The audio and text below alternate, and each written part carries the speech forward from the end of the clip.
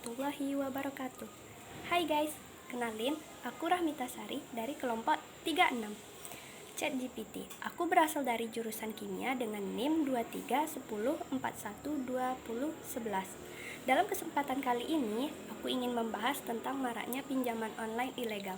Apakah teman-teman sekalian mengetahui apa itu pinjaman online? Pinjaman online sendiri merupakan fasilitas pinjaman uang yang disediakan oleh penyedia jasa keuangan yang beroperasi secara online maupun daring.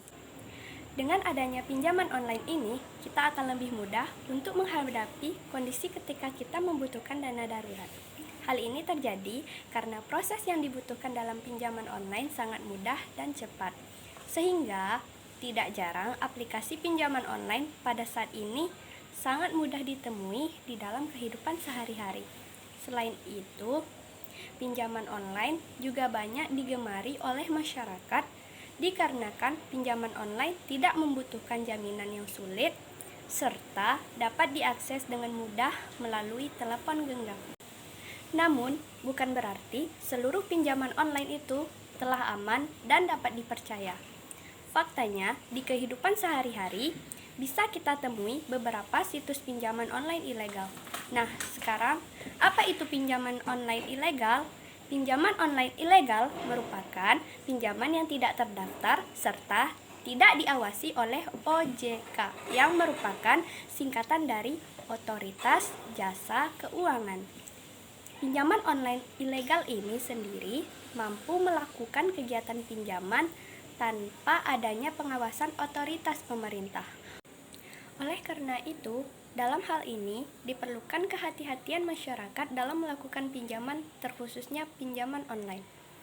Selanjutnya, saya akan membahas apa saja faktor-faktor yang mempengaruhi seseorang untuk terlibat dalam pinjaman online ilegal. Adapun faktor-faktornya antara lain sebagai berikut. Yang pertama, yaitu adanya kebutuhan yang mendesak. Salah satu contohnya yaitu kebutuhan dalam membayar biaya sekolah. Kemudian, yang kedua, yaitu perilaku konsumtif yang berlebihan. Perilaku konsumtif yang berlebihan ini juga menjadi faktor yang penting membuat seseorang menjadi terlibat dalam pinjaman online ilegal.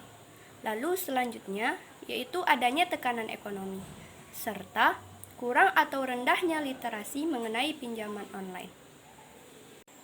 Pertanyaan selanjutnya yaitu apa dampak negatif yang ditimbulkan akibat terlibat dalam pinjaman online ilegal?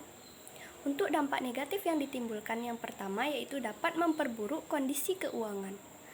Lalu selanjutnya adalah tingginya suku bunga yang didapatkan.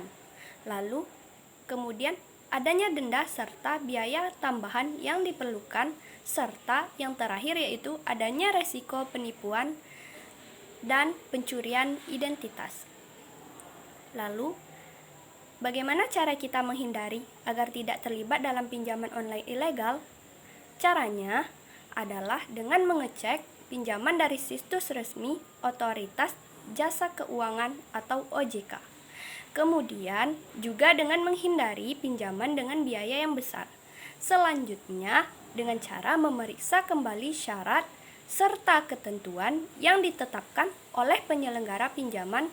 Kemudian, dengan mendownload aplikasi pinjaman yang berasal dari penyedia layanan aplikasi resmi seperti Google Play Store dan Apple Store. Selanjutnya yang terakhir yaitu dengan menghindari iklan-iklan yang terlihat mencolok, di mana biasanya pinjaman ilegal akan membuat iklan ajakan yang sangat menarik untuk memikat calon korbannya. Namun, apabila kita sudah terlibat pinjaman online ilegal, apakah ada solusinya?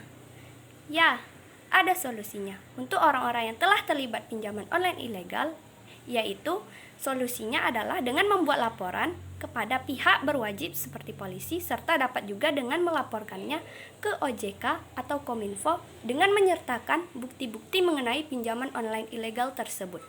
Baiklah, sekian penjelasan dari saya. Maaf jika penjelasan saya kurang sempurna, karena yang sempurna hanyalah kita yang dulu pernah bersama. Thank you, see you next time, bye-bye.